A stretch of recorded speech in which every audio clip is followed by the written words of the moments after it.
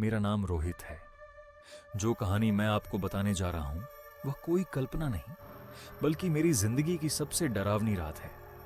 उस घटना को आज 3 साल हो चुके हैं, लेकिन आज भी जब रात के 12 बजते हैं तो मेरी रूह कांप उठती है। उस रात मैं अपनी नौकरी से देर से निकला था। आखिरी बस छूट चुकी थी, इसलिए मैंने सोचा कि पैदल ही गांव की ओर निकल जाऊं।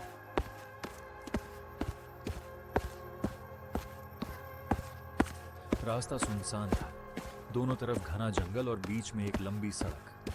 करीब आधे घंटे बाद मुझे सड़क किनारे एक बूढ़ा आदमी दिखाई दिया। उसके हाथ में लालटेन थी।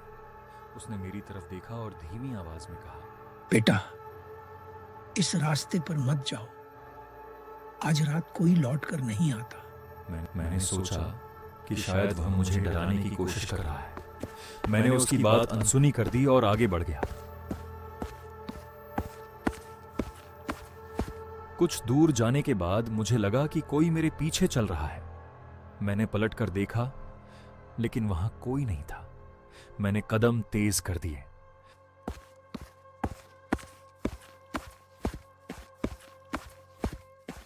अचानक सड़क पर घना कोहरा छा गया। सामने मुश्किल से 10 कदम तक ही दिखाई दे रहा था। तभी मुझे किसी औरत के रोने की आवाज सुनाई दी। आवाज जंगल की तरफ से आ रही थी। मैंने मोबाइल की टॉर्च जलाई और उधर देखने लगा।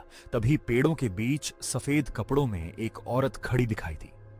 उसके लंबे बाल चेहरे पर थे। मैंने डरते हुए पूछा, कौन हो तुम?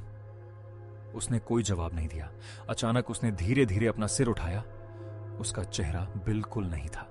जहां आंखें और मुंह होना चाहिए था, वहां सिर्फ काली खाली जगह थी। मैं डर के मारे भागने लगा, लेकिन जितना मैं भागता वही सड़क बार बार सामने आ जाती। ऐसा लग रहा था जैसे मैं किसी चक्कर में फंस गया हूं।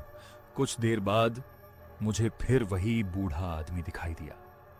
इस बार उसने गुस्से में कहा, मैंने तुझे रोका था, अब बहुत देर हो चुकी है। इतना कहकर वह अचानक गायब हो गया। तभी मेरे पीछे से किसी ने मेरा नाम लेकर पुकारा, रोहित। वह आवाज बिल्कुल मेरी मां जैसी थी। मैं पलटा, लेकिन वहां मेरी मां नहीं, वही बिना चेहरे वाली औरत खड़ी थी। उसने अपना हाथ मेरी तरफ बढ़ाया। उसका हाथ इंसानों जैसा नहीं था, बहुत लंबा और काला। मैं पूरी ताकत दूर मुझे एक छोटा सा मंदिर दिखाई दिया। मैं दौड़कर अंदर घुस गया। जैसे ही मैंने मंदिर का दरवाजा बंद किया, बाहर किसी ने जोर जोर से दरवाजा पीटना शुरू कर दिया। धड़ाम धड़ाम धड़ाम। पूरी रात वह आवाज आती रही। मैं डर के मारे भगवान का नाम लेता रहा। सुबह जब मंदिर का दरवाजा खोला तो बाहर कोई नहीं था, लेकिन जमीन पर गीली मिट्टी में सिर्फ एक ही पैरों के निशान थे, और वे निशान मंदिर के बाहर से अंदर की तरफ आ रहे थे। उस दिन के बाद मैंने कभी उस सड़क पर कदम नहीं रखा। लेकिन सबसे डरावनी बात मुझे कुछ महीनों बाद पता चली।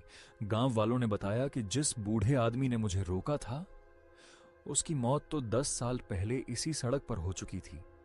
अगर उस रात उसने मुझे दूसरी बार मंदिर का रास्ता नहीं दिखाया होता, तो शायद आज मैं ये कहानी सुनाने के लिए जिंदा नहीं होता।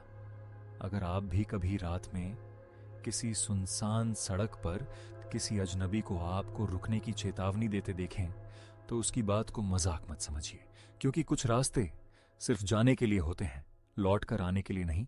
bar beklikke por